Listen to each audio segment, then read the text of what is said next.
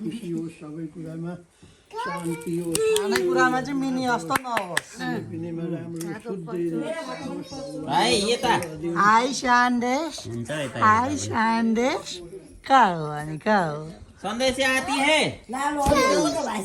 यो भाइलाई गिफ्ट ल्याएको हामीले चाँदीको ढक्की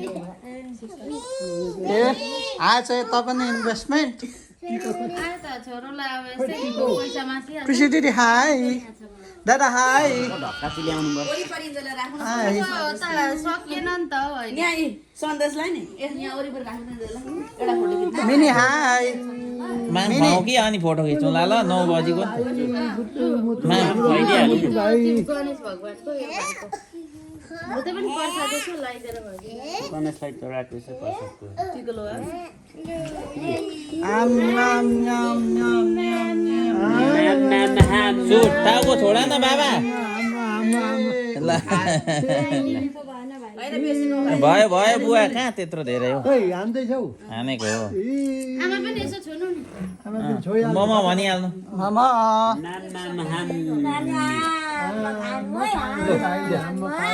यो सिधै मार्नु छ क्या अनि खाँदै तिमी खुवाउनु त होइन हामी दुईजना खाऊँ न अब के कति मिठो ऊ निकाल्न खोज्दैछ टिको लाउनु टिको लाउनु आशीर्वाद दिनु के खुवायो भन्दैछ यहाँ ल भाइ के नि हुनु धेरै राम्रो हुनु माम खानु टिको लगाएर सधैँ सुट बेन अलिकति टाउको चिरञ्जीवी भव शुभ आउनु यता भाइलाई टिको लाउनु आउनु भाइ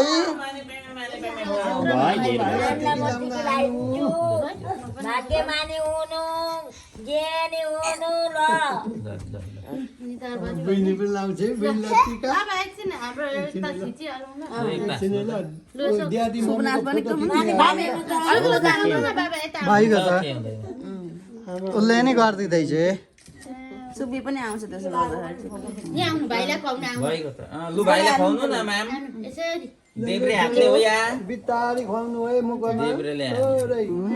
गुड बाई फेरि खुवाउनु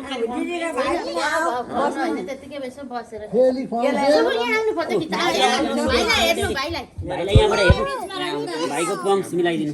भाइलाई हेर्नु न हामी एकता एकछिन पन्च मिल्यो ल यता बस्नु ल दिदी हेल्प पर्दैन के त हेर्नु दादामा